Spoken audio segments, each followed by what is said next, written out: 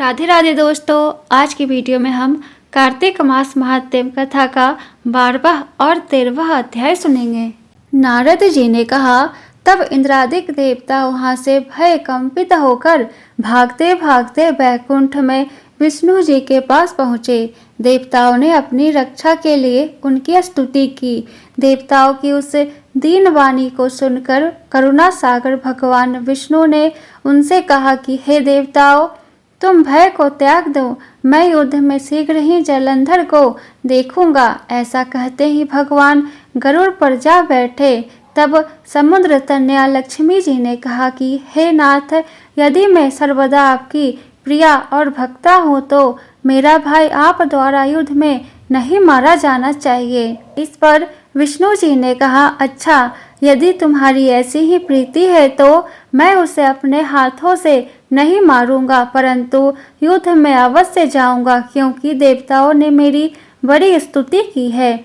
ऐसा कह भगवान विष्णु युद्ध के उस स्थान में जा पहुँचे जहाँ जलंधर विद्यमान था। जलंधर और विष्णु का घोर युद्ध हुआ। विष्णु भगवान के तेज से कंपित देवता सिंहनाद करने लगे। फिर तो अरुण के अनुज गरुड़ के पंखों की प्रबल वायु से पीड़ित हो दैत्य इस प्रकार घूमने लगे जैसे आंधी से बादल आकाश में घूमते हैं। तब अपने वीर दैत्यों को पीड़ित होते देखकर जलंधर ने क्रुद्ध हो विष्णु जी को उद्धत वचन कहकर उन पर कठोर आक्रमण कर दिया। इति श्री कार्तिक मास महात्म्य कथा 12वां अध्याय संपूर्ण। बोलो विष्णु भगवान की जय, लक्ष्मी नारायण की जय। कार्तिक मास महात्म्य कथा 13वां अध्याय प्रारंभ। दोनों ओर से गदाओं, बाणों और शूलों आदि का भीषण प्रहार हुआ। दैत्यों के तीक्ष्ण प्रहारों से व्याकुल देवता इधर उधर भागने लगे। तब देवताओं को इस प्रकार भयभीत हुआ देख गरुड़ पर चढ़े भगवान युद्ध में आगे बढ़े और उन्होंने अपना सारंग नामक धनुष उठाकर बड़े जोर का टंकार किया। त्रिलोकी शाब्दिक हो गई। पल मात्र में भगवान ने हजारों दैत्यों के सिरों को काट गिराया। फिर तो विष्णु और जलंधर का महासंग्राम हुआ। बाणों से आकाश भर गया। लोग आश्चर्य करने लगे। भगवान विष्णु ने वानों के वेग से उस दैत्य की ध्वजा, छत्र और धनुष वान काट डाले। इससे व्यथित हो उसने अपनी गदा उठाकर गरुड़ के मस्तक पर दे मारी। साथ ही क्रोध से उस दैत्य ने विष्णु जी के छाती में भी एक तीक्ष्ण बाण मारा। इसके उत्तर में विष्णु जी ने उसकी गदा काट दी और अपने सारंग धनुष पर बाण चढ़ाकर उसको बींधना आरंभ किया। इस पर जलंधर इन पर अपने पैने बाण बरसाने लगा। उसने विष्णु जी को कई पैने बाण मारकर वैष्णव धनुष को काट दिया।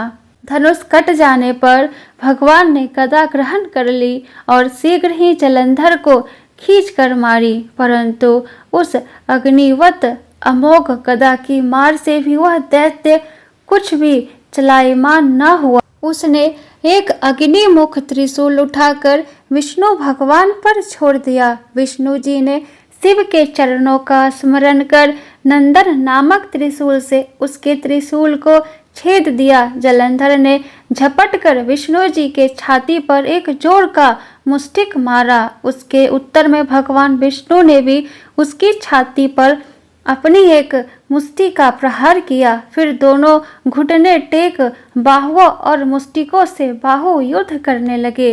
कितनी ही देर तक भगवान उसके साथ युद्ध करते रहे। तब सर्वश्रेष्ठ मायावी भगवान उस दैत्यराज से मेघवाणी में बोले, हे रण दुर्मुद दैत्य श्रेष्ठ, तू धन्य है जो इस महायुद्ध में इन बड़े बड़े आयुधों से भी भयभीत न हुआ।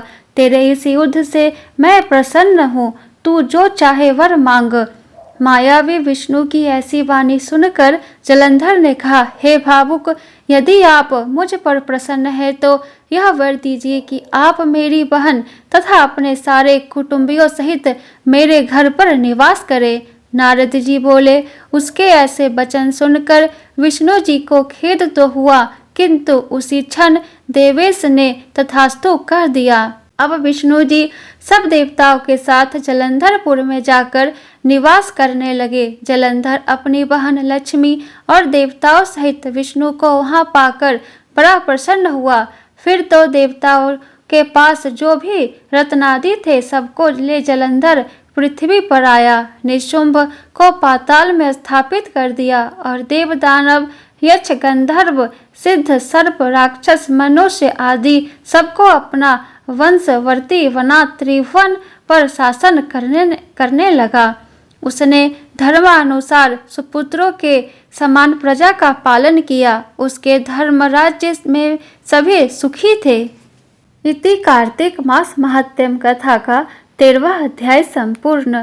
बोलो विष्णु भगवान की जय, लक्ष्मी नारायण की जय। जय श्री हरि। वीडियो पसंद आया हो तो वीडियो को लाइक कर दे और आगे का अध्याय सुनने के लिए चैनल को सब्सक्राइब करके बेल आइकन को ऑन कर ले, जिससे मेरी अगली आने वाली वीडियो की नोटिफिकेशन सबसे पहले आपको मिले। तो फिर मिलती हूँ आपसे नेक्स्ट वीडियो में। जय श्री कृष्णा, राधे राधे।